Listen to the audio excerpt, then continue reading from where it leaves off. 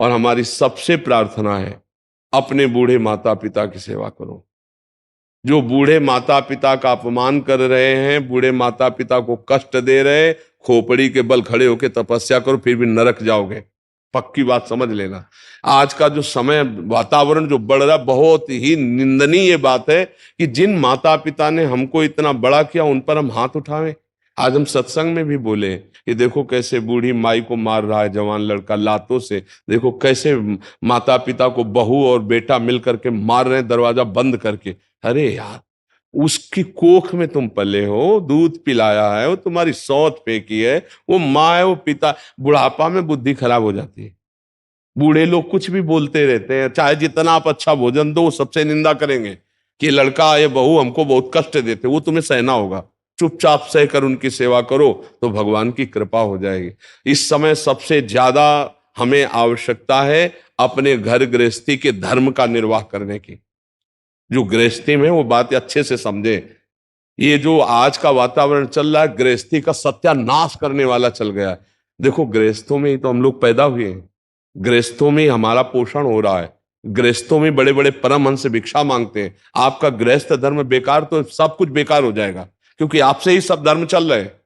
सारे धर्म आपसे चल रहे हैं, गृहस्थ धर्म से ही सब चल रहे हैं। क्योंकि हम लोग परमहंस संत जन पैदा भी तो गृहस्थों के यहाँ होते हैं और पलते भी तो गृहस्थों से ही है। अगर आप भ्रष्ट, तो हमारी बुद्धि कहां से भ्रष्ट नहीं हो जाएगी? हमारी बुद्धि भी भ्रष्ट हो जाएगी। इसलिए हमें सबसे बड़ी चिंता हो रही है कि आज हमारी समाज बिगड़ती चली जा रही। सुंदर पति है, स्वस्थ पति है, और दूसरे पुरुष से राग कर रही। सुंदर स्त्री है, प्यार करती है, वो दूसरी लड़की से प्यार कर रहा है। अब वो गृहस्थी चल पाएगी? जिस दिन ये सब भेद खुलेंगे उस दिन नरक हो जाएगा घर, नहीं हो जाएगा? अच्छा, अब वो इतनी आधुनिकता में है बहू कि उसको सास की सोच फेंकने की कहीं भावना ही नहीं है। लड़का इतना आसक्त है बहू पर, वो जो बोल दे वही परमार्थ बुद्धि, वही परमात्मा बुद्धि। अब दोनों मिलकर के वो बूढ़े माता पिता को मार। हम ये नहीं कहते कि माता पिता गलत नहीं, लेकिन उनकी बुद्धि खराब हो गई है। वृद्धावस्था, तुम तो जवान हो, जैसे तुम छोटे थे तो तुम्हारी बुद्धि खराब थी, कहीं सोच कर दिया, कहीं लघुशंका कर दिया, कभी माँ ने तुमको डांटा, तुम्हारी सोच फेंकी लघुशंका। अब उनकी अवस्था है, बालवत अवस्था वृद्ध जनों की होती है, वो गाली दे सकते हैं, उनकी सेवा करो। सबसे बड़ा उपदेश यही है, नशा मत करो। अगर नशा करके जाओगे तो तुम ऐसे अपराध करोगे, घर में आतंक मचाओगे।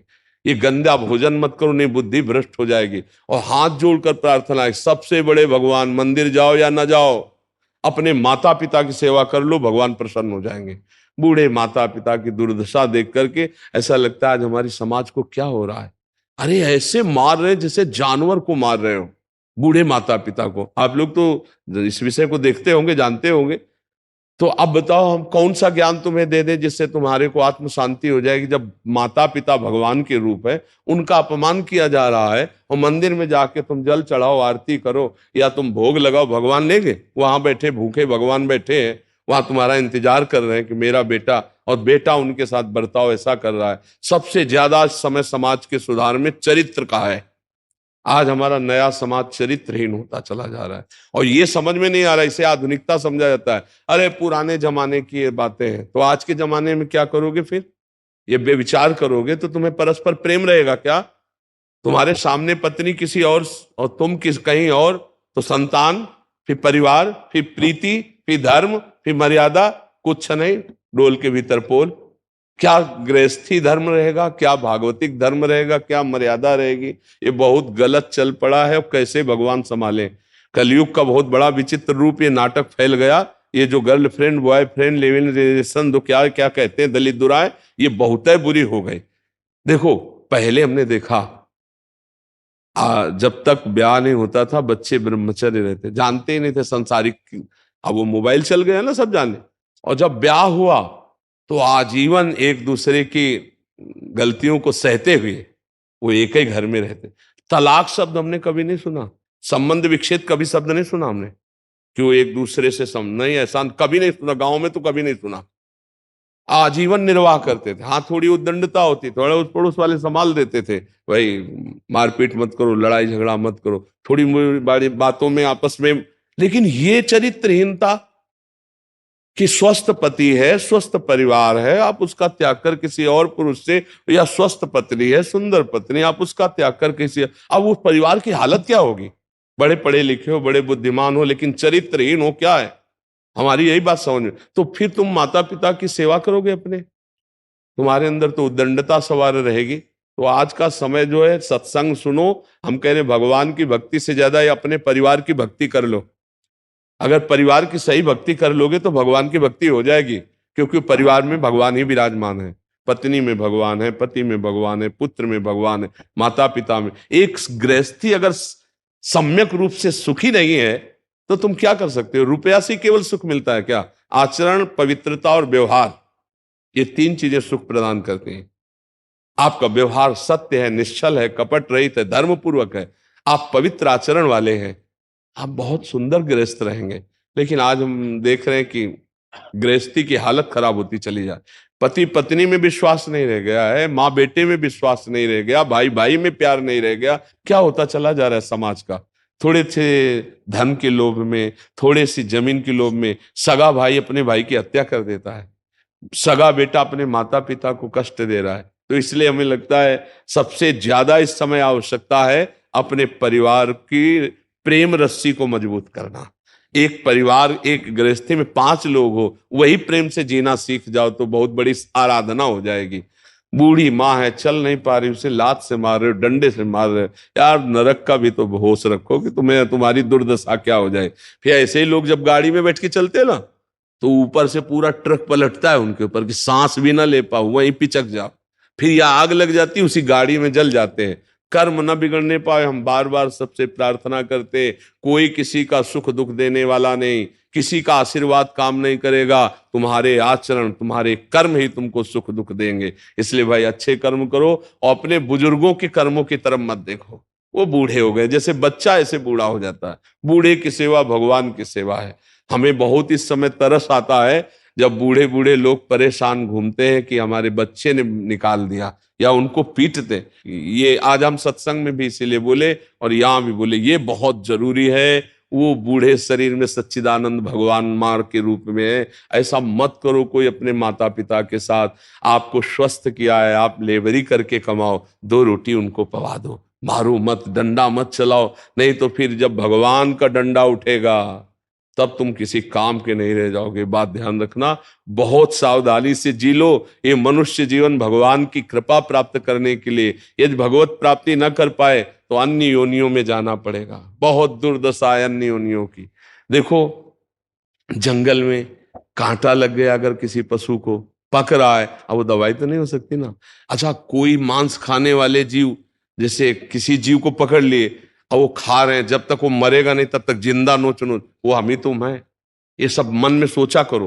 पाप कर्म बन गए, ऐसे जीव बन गए, ऐसे कष्ट भोगना पड़ेगा हमको। ये अवसर मिला है कि हम सारे कर्म नष्ट करके भगवान की प्राप्ति कर सकते हैं। इसलिए अच्छे आचरण करो, नाम जप करो, कोई नशा मत करो और बड़े बूढ़ों की सेवा करो। अगर अड़ोस पड़ोस में कोई ऐसा बड़ा बूढ़ा हो कि उसकी सेवा करने वाला ना हो तो थोड़ा समय दे दे। अपने पास पैसे हो तो उनको खान पान की सामग्री अर्पित कर दे। वृद्धों की सेवा से भगवान बहुत प्रसन्न होते हैं। बीमार है, वृद्ध है, ऐसों की जरूर सेवा करे। हम कह रहे हैं और दान पुण्य कहीं मत करो। आस पड़ोस में कोई बूढ़ा हो ना, उसको कपड़े, उसके भोजन, उसकी देख रेख कर लो। और अगर कोई मर रहा हो तो उसके पास जाके राधा राधा चिल्ला दो, हे उसका कल्याण हो जाएगा तो तुम्हारा कल्याण हो जाए। एक का कल्याण कर दिया तो काम बन जाएगा। मरते समय नारायण बोला ना उस अजामिल ने, तो भगवान के पार्षद आ गए ना। तो ऐसे तुम सुना दो जाके, जैसे कोई मर रहा है, बस वहां गए 2 मिनट में राधा राधा राधा राधा राधा राधा, और बस चले आओ। अगर उसके कान में पड़ गया है तो उसका मंगल हो जाएगा। उसका मंगल होगा तो उसका आपको पुण्य मिलेगा, आपका मंगल हो जाएगा। मनुष्य जीवन में एक दूसरे का हित करने के लिए हमको, पर हित सरिस धर्म नहीं भाई, इससे बड़ा कोई धर्म नहीं। हम अपनी भावना में आज इस बात से दुखी होकर के चर्चा करें कि आज हमारे नौजवान लोग माता पिता का आदर नहीं करते, वृद्धों का आदर नहीं करते। वही धर्म है। इसीलिए तो तुम्हें जवान किया। हर माता पिता चाहता है कि मेरे एक बच्चा हो जाए, बच्ची हो जाए। किस लिए? कि बुढ़ापे की लकड़ी हो जाएगा, वो बुढ़ापे में भोजन दे देगा। और धिक्कार है उन पुत्रों को जो जवान पट्टा हुए और घूंसा चला रहे माता पिता पे और उनको निकाल रहे हैं घर से बाहर। उनको डरना चाहिए कि कहीं भगवान का डंडा ना उठ जाए, नहीं तो किसी काम के नहीं रहोगे। व्यर्थ में मनुष्य जीवन नष्ट हो जाता है। इसलिए बहुत सावधान। मनुष्य जीवन का लाभ, आप सत्संग में आए, आप अपने आचरण सुधार लीजिए। आप आचरण सुधार ले, यही आशीर्वाद है। अगर आचरण न सुधरा तो चाहे जितना तुम दे ले बाहर, कोई आशीर्वाद दे कुछ नहीं होने वाला। हमारी बात समझ लेना। तुम्हारे कर्म ही तुमको सुख देंगे, तुम्हारे कर्म ही तुमको देंगे। जैसे तुम यहाँ आए, तुम्हारे अच्छे कर्म हुए ना, अब इसका परिणाम मिलेगा। अब जो सुन रहे हो, अगर इसको आचरण में उतारो तो इसका और लाभ मिलेगा। जैसे यहाँ आए हो, आपका काम बन गया, तो आपके कर्म ने बनाया। आप संत समागम के लिए आए, आप घंटों खड़े रहे, आप वहां से चिंतन किए कि मैं जा रहा हूं संत दर्शन के लिए, वो सब कर्म बना। वो आपका लाभ देगा, आपको मंगल देगा। उसमें हमारा आशीर्वाद कुछ नहीं, आपका कर्म है। अच्छा, आप यहीं आओ, आप निंदा करने लगो, आप गलत भावना कर लो, तो अभी आपकी हानि शुरू हो जाएगी। क्या हुआ? आपका कर्म बन गया। आप ही अपने कर्म से अपना कल्याण कर सकते हैं, आप ही अपने कर्म से अपना नाश कर सकते हैं। बस बात इतनी समझनी, किसी के आशीर्वाद की जरूरत नहीं। आशीर्वाद इसी बात का कि हमसे अच्छे कर्म बन जाए, हमारे दूसरों का हित हो जाए, हमें भगवान का चिंतन बन जाए। यही आशीर्वाद सबसे बढ़िया। जी।